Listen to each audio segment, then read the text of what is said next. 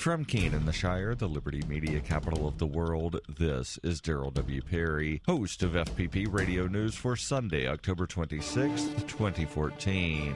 Silver is trading at $17.20 per ounce. Gold is valued at $1,231 per ounce. And according to BitcoinAverage.com, the average price of Bitcoin is $354.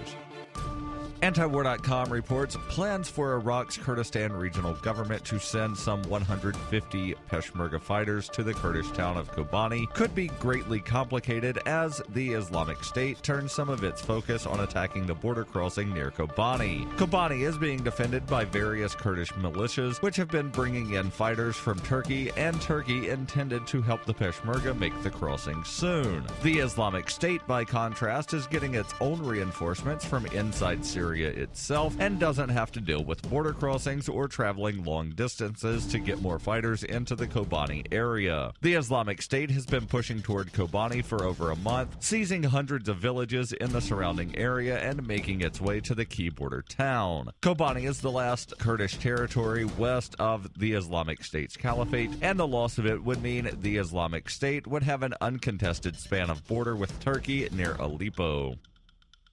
FPP Radio News is brought to you by Bitcoin Not Bombs. Bitcoin Not Bombs is a launching pad for nonprofits and social entrepreneurs into the financial freedom of the Bitcoin economy. Bitcoin Not Bombs is fully committed to being the hub of the nonprofit sector of the Bitcoin economy, maximizing the potential cross-promotion of all our clients and commercial partners. To learn more, visit bitcoinnotbombs.com.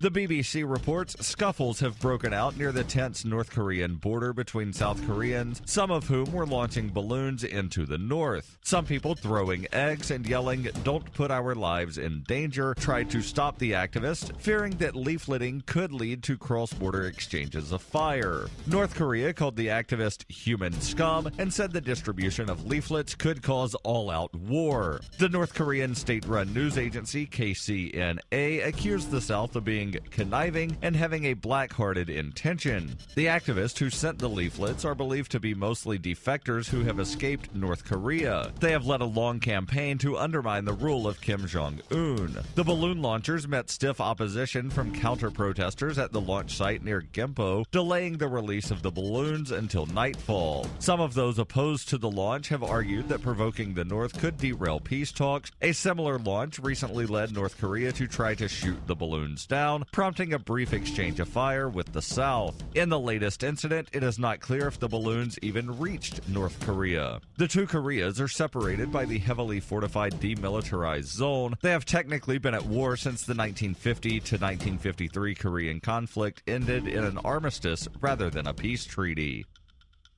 FPP Radio News is brought to you by Roberts & Roberts Brokerage. For over 35 years, Roberts & Roberts has been a trusted source for buying and selling your investment-grade precious metals. They now take Bitcoin for purchasing precious metals so you can turn your profits into a long-term investment. Call Roberts & Roberts today for knowledgeable advice on investing. 800-874-9760.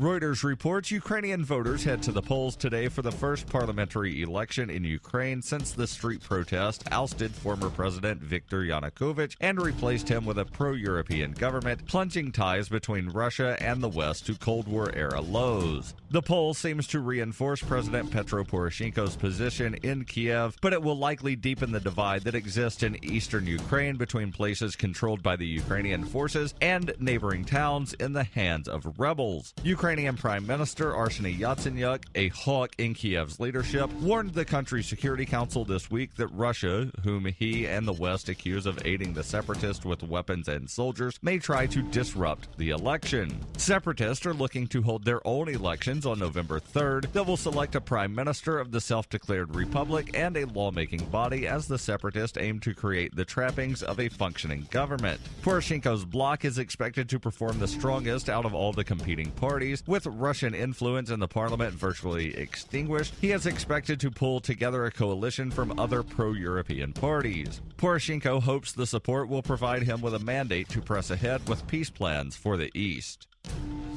This has been FPP Radio News, online at fppradio.com.